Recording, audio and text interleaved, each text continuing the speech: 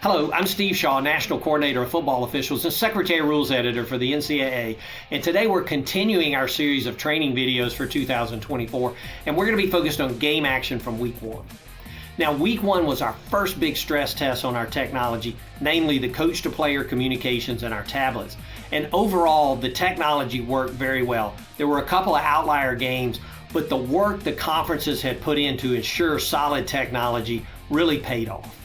But we're going to be monitoring the technology and our rule changes, the 2-minute timeout, for example, to see how that impacts the flow of the game and the play counts in our game.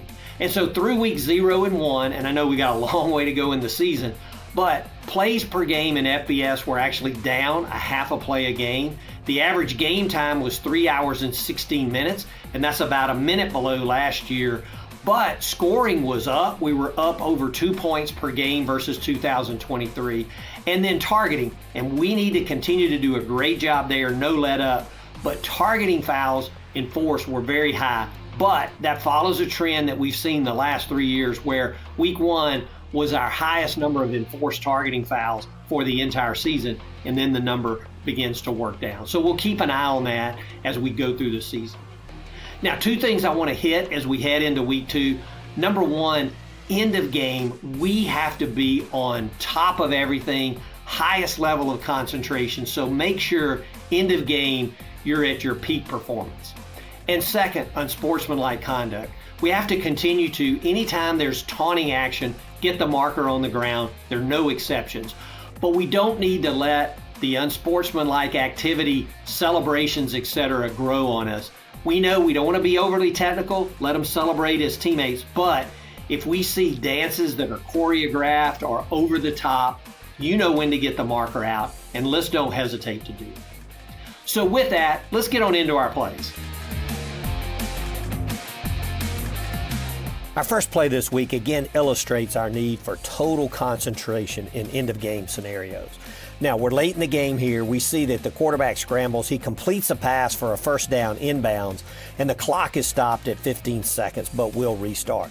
Now, the umpire is working to get the ball spotted. The referee starts the clock while the umpire still has the ball in hand, and then he's going to spot the ball, move back toward his position, and the offense loses probably 3 to 4 seconds here, and then they're going to spike the ball. So let's remember, at end of half, end of game situations where we have a temporary stop and the clock is critical, let's make sure that the ball is ready for play before we start the clock. And we know that by rule, the ball is ready when the official places the ball down and is back in position to officiate. This is so important in end of game situations. Play 2, we're late in the game. The team behind by 5 points is kicking off with 2 minutes and 19 seconds remaining. Now, the first point of note here is based on what we can see from the formation of the receiving team, we might need to consider moving our headline judge and line judge up to our onside kick positioning, but that is always a crew judgment.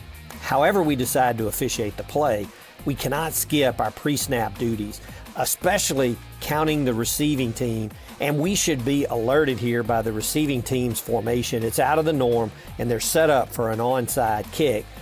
And as all officials, we should never raise our hand as ready for the kickoff until we've completed our counts. And as we can see here, clearly there are 12 players on the receiving team, and this is well before the ready for play. Now, on field, we must get this, and eventually replay is going to stop the game and let us know we had 12. But we should get this corrected before our ready for play.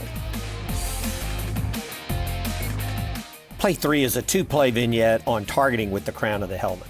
Now, in the first play, we're late in the game. The quarterback scrambles, completes a pass to his receiver, and there's a big hit by the defender.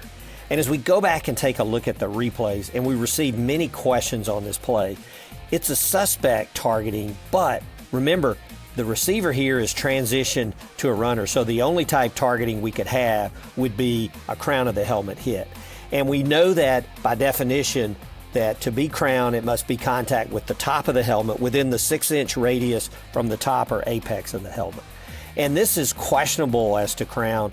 And as we look at the end zone view, it appears that the contact is with the forehead and not the crown, but clearly there is doubt if it's crown. And remember, in replay, unless you can absolutely confirm all aspects of targeting, and you can't here, then we overturn this, and we don't want to disqualify players on marginal hit. So this play is definitely not targeting.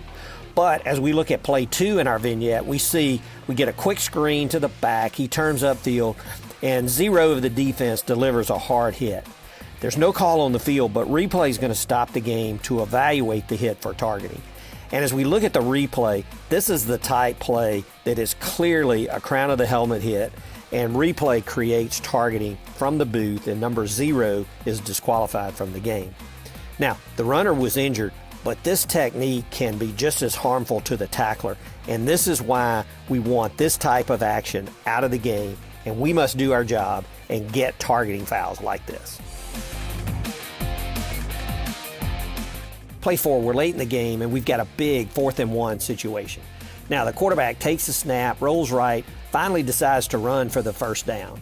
And we mark him down short of the line to gain, but we have multiple flags down on the play, and we get a good announcement from our referee. There are 2 fouls on the play. Personal foul, late hit, with targeting. Number 7, defense. After the play, unsportsmanlike conduct foul, defense, number 7. Both penalties will be enforced. The ruling on the field of targeting is under further review. As noted, since both fouls are dead ball fouls, both will be enforced, but we must deal with the targeting. And as you can see from the replay, even though the quarterback is defenseless, our best view shows that the defender's head, it may be down, but it misses the head or neck area of the runner, and the right arm of the tackler goes into the shoulder of the quarterback. Now, the quarterback's helmet is joggled loose as it hits the ground, but this is a good job of removing targeting by replay.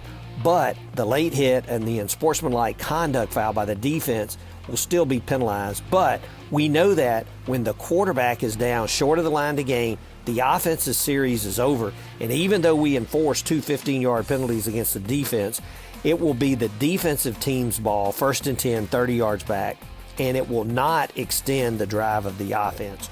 Once Team A's series is over, it will be Team B's ball regardless of these dead ball fouls. Play 5, as the offense begins to get set, the center's going to snap the ball early. The quarterback's not ready for the snap. He muffs the ball, and the defense is going to recover. Now we see that the quarterback is immediately talking to the center judge, trying to make his case. And as we go back and take a look at the replays, we see that number 2 of the defense, he claps, and that allegedly is what makes the center snap the ball early. Now, we're doing a good job with our points of emphasis around the line of scrimmage infractions, both on offense and defense, but we must stay alert to these claps. This is near the umpire, and sometimes it's tough to tell where the clap comes from. Back judge, anyone else in the crew, can you help out here? Let's stay alert to claps by the defense. Play 6, the offense is past midfield at the +40 with 4th and 15, and they elect to punt. Now the punt is high, it's going to land midway in the end zone, but we see that 2 flags are down, one from the back judge and one from our side judge. And as we go back and take a look at the receiver's formation, we see that the deep receiver is number 0, and as we look from the end zone back upfield, we see that the receivers also have a player wearing number 0 as an up back. As we know by rule, no 2 players of the same team shall participate in the same down wearing identical numbers. And so the penalty, if accepted, is enforced 5 yards from the previous spot. Now, since it was 4th and 15, this does not give the offense a first down, but it moves the ball forward 5 yards to the +35, and the offense now feels they're in field goal range, so they line up to try a field goal while they're snapping at the 35. This is an excellent alert and recognition by the back judge and side judge. Play 7, and I really put this in as a reminder to all and an attaboy to the crew. We're going to look at the opening kickoff of the second half, and we see that there's a big score from the first half, 52-3. But curiously, we see the clock is set at 10 minutes. Now, we know that by rule, the game is 60 minutes with 4 15-minute periods. And even though the score here might be out of hand, there can be no modification of the timing rules, such as having a running clock. However, we all know that there's an option available by rule, and that is that playing time of any remaining period or periods may be shortened by mutual agreement of opposing head coaches and the referee.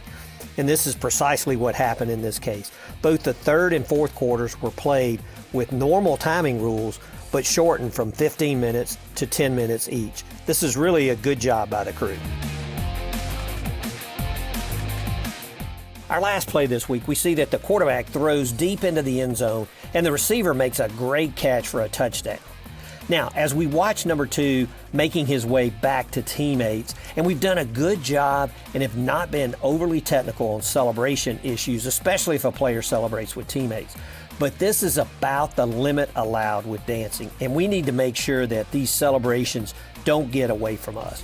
But we also see number 2, he's going to direct a taunting action at an opponent, and there's no latitude when there's any taunting action directed at an opponent. That's an unsportsmanlike conduct foul. But by rule, we know that if a player simulates firing a weapon, it is an automatic unsportsmanlike conduct, and that's what we had here.